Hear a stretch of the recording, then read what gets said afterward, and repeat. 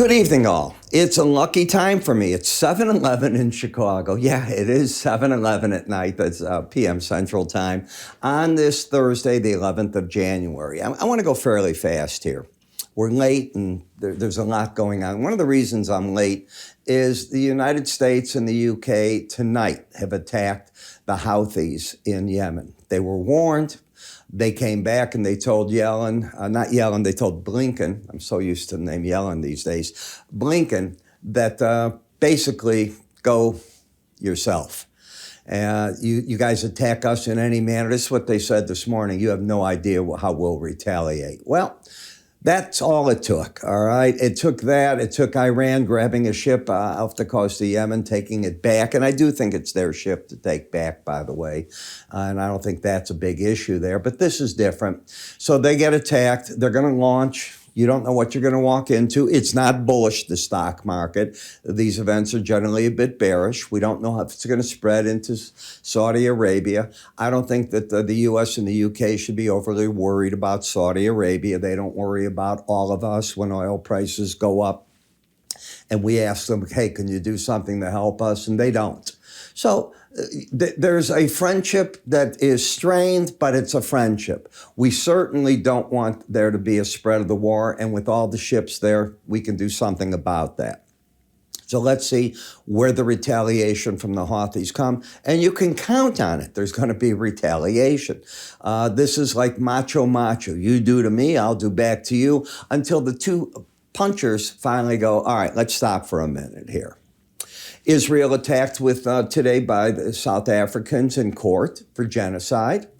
Lots of pressure on Israel to find the way to end this darn war sooner rather than later and come up with an idea as to what something after the war is going to look like. World pressure is going to pick up on it. This can't go on forever. And as much as Netanyahu says months and months and months, he doesn't have that time.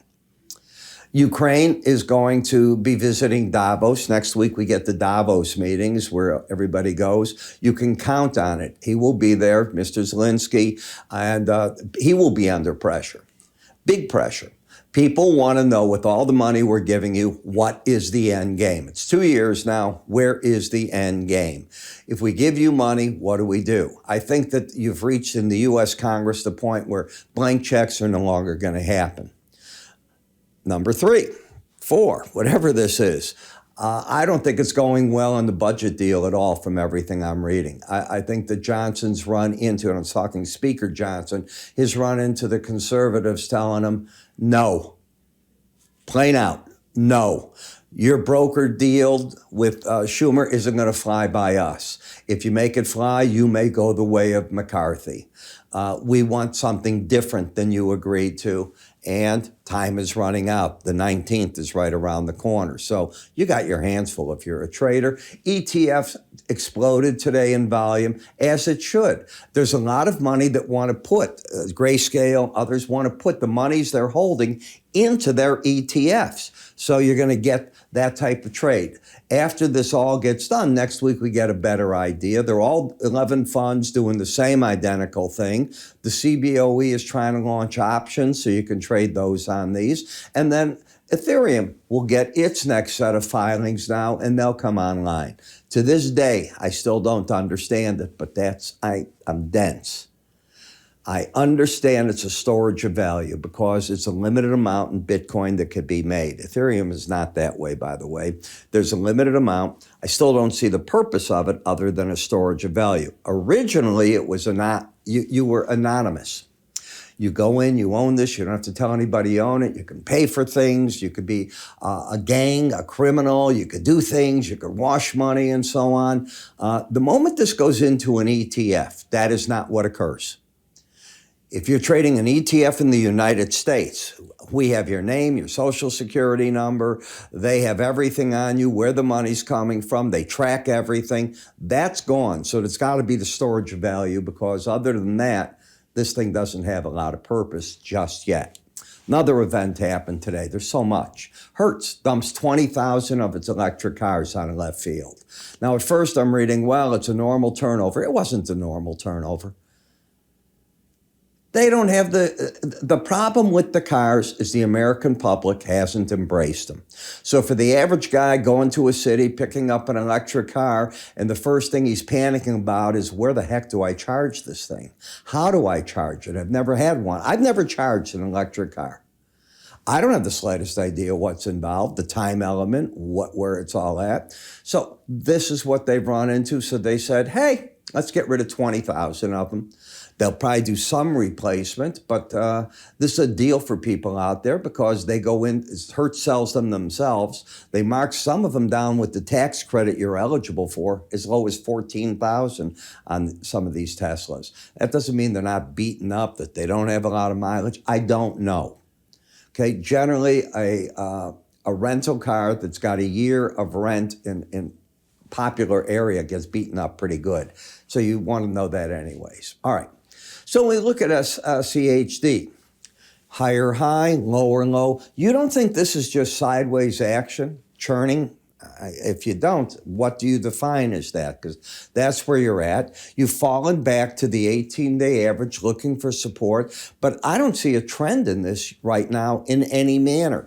It could have broken out to the upside because it was working on an uptrend. It failed miserably. So now I don't have anything, and I don't see anything tomorrow that can set up a trend play at all. I see resistance at the upper Bollinger Band, 77.01, and at the lower band at 75.10, and the no man land is 76.06, the 18-day average of closes. Momentum is turned down, so the bullish bias has come out of the market. That's another way to look at it.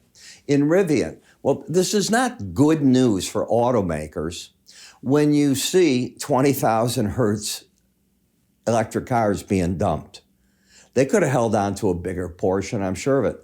They're probably writing down, and I did read, I think they were writing down, taking a charge of $240 million on this, and they're getting rid of these, and they'll bring on the cars they can rent. And guess which ones? They already made the statement.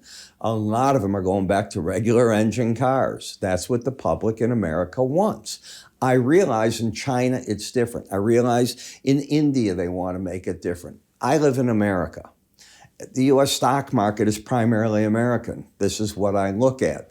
And that is what you're dealing with. Well, that's not going to be bullish for most of the auto companies. Lucid today, by the way, beat on delivery. Not big. I think it was 50 cars, but it's a beat. And that's good news for them.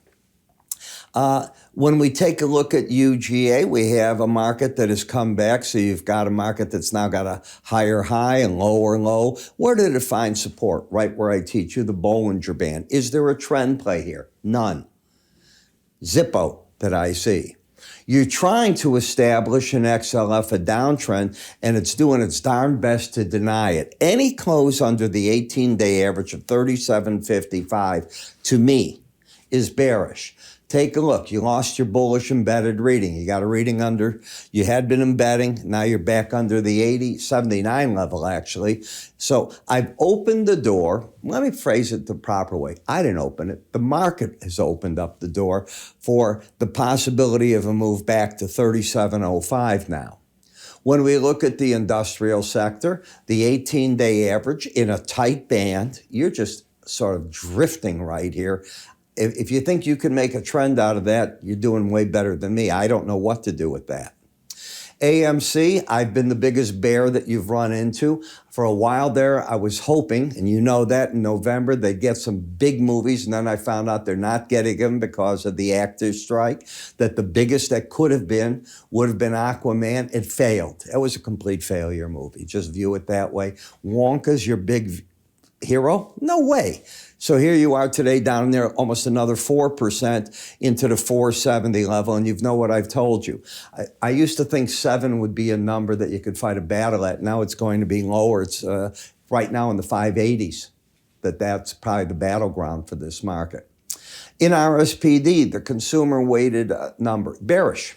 But where's the downside? I'm only looking for 45.97. You hit 46.19 today. There's no juice in it to play for. And even if you pop higher here, you don't have an uptrend that you can work in. Hands in the pocket. Home builders, I like a lot. You know, I keep saying it to you. Each day that goes by gets me closer to spring.